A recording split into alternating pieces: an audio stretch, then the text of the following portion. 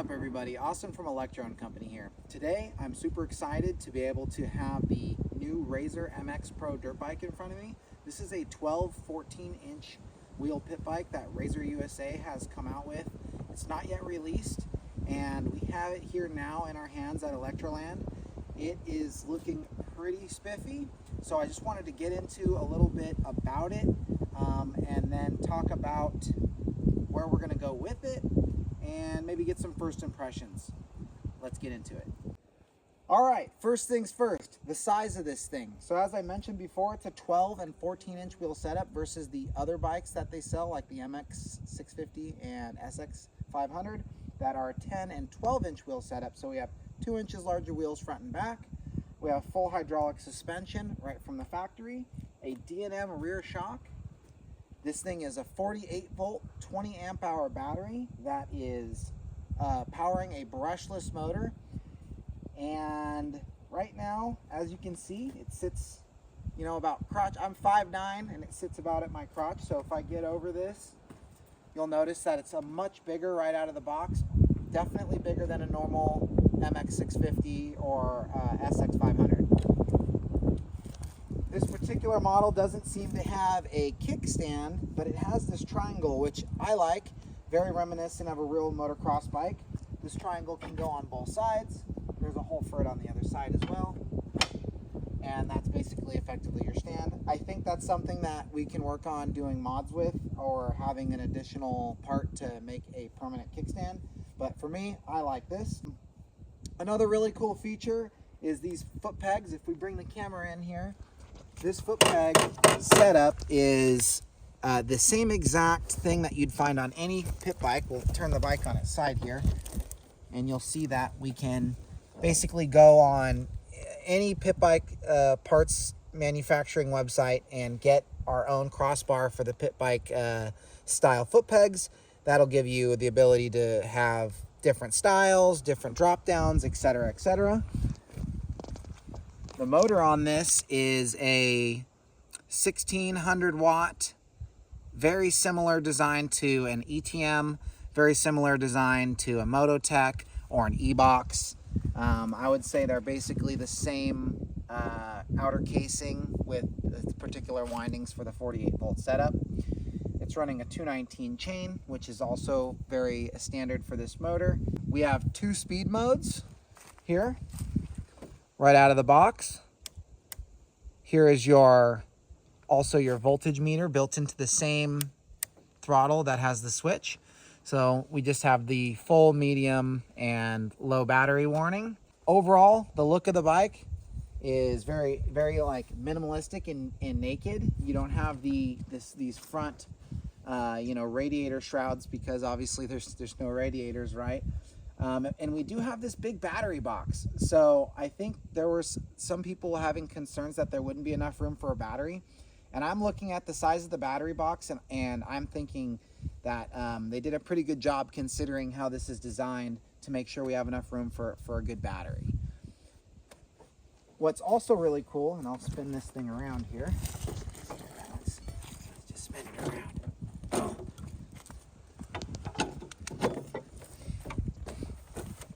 So we have this motor, and there's plenty of, and Electro Co is actually coming out with an upgraded version of this motor here very soon here for E-Boxes, ETMs, Mototechs, and obviously now the new MX Pro Spec. But it also has a bracket that allows you to bolt on an MY1020 or an EC4P or EC5P style motor. So you can get that bigger motor. It does accept both. And that's a really cool feature that Razor added in, and we're stoked. That they thought about this aspect of the upgradability is huge. So while we're looking at the motor, let's take a look at this swing arm. This swing arm design is actually really unique. You can see that the linkage is actually built into the swing arm, and you have a and B setup in order to change the leverage ratio on that shock, give it a stiffer or softer feel. This whole design is probably one of the more cooler things of the bike. I think some people were having concerns that this wasn't going to be strong enough, but rest assured these tubes are nice and thick and all the load is being carried here, while these parts here, as you can see, oh, I'm actually hitting the way they pivot on each other. So it pivots back here and up here and up here. And these are all pivoting in line, and there's not really any side loading or twisting happening on these parts. So I don't foresee any issues with anything like that. If anything, what I see is a really unique and clever way to have a linkage system without it dragging on the ground or getting in the way of a motor when we have a motor mount on the swing arm like this. So really cool that we're able to incorporate a linkage with a swing arm mounted motor. Congratulations on this awesome design to Razor USA. Very cool. Look it, we have fat bars. Right out of the box, we have fat bars.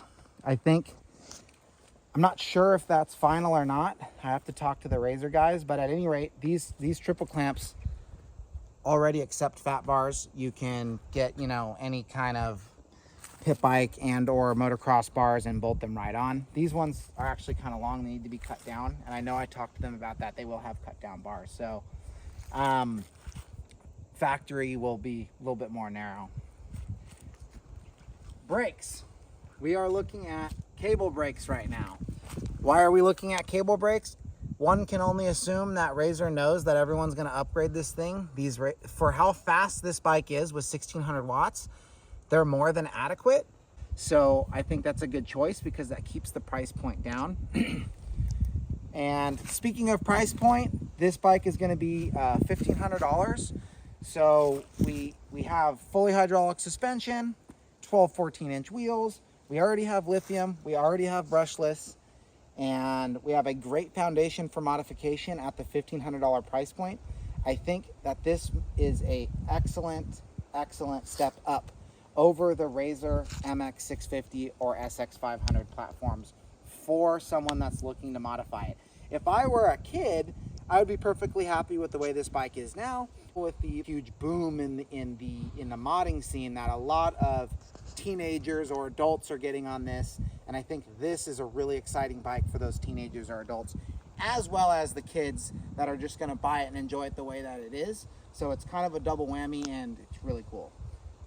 So let's get to riding it and see what it's like in its stock form, and then the next couple of videos we'll be tearing it apart and seeing what we can do with it. All right, let's go. I'm gonna try it in mode 1 just for giggles. This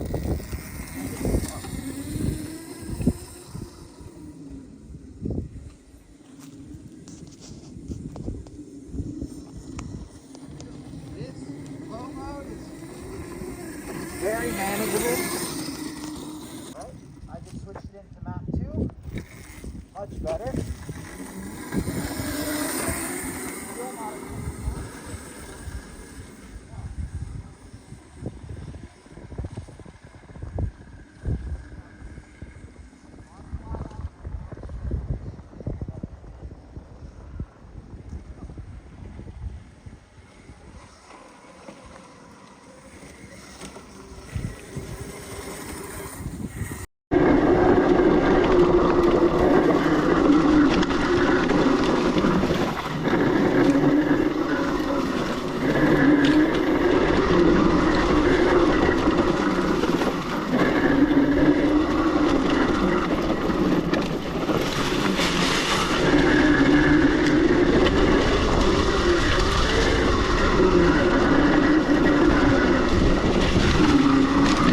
Tuck in the front in this.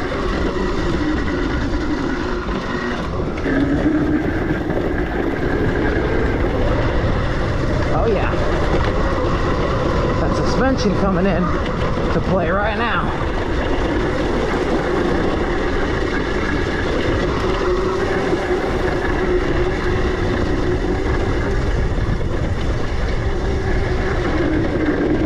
Okay, we're not gonna make this hill. Not with 1600 watts. We'll go back.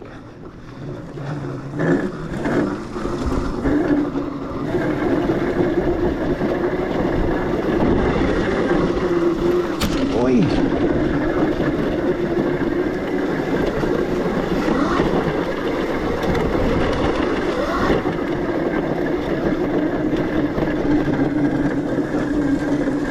down to half battery under load, but I don't think it was full.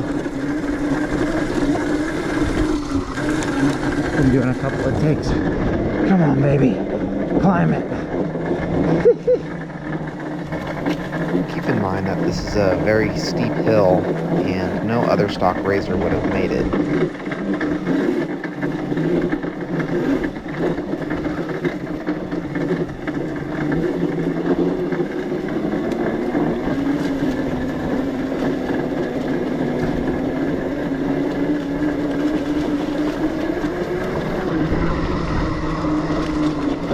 My thoughts on this are that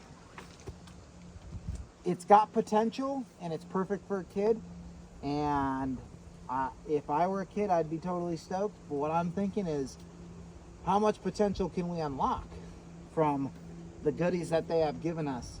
So I think that's going to be the next video, to see where we could go with at least just the stock battery and motor, so we can get a cheap upgrade and unlock the true potential.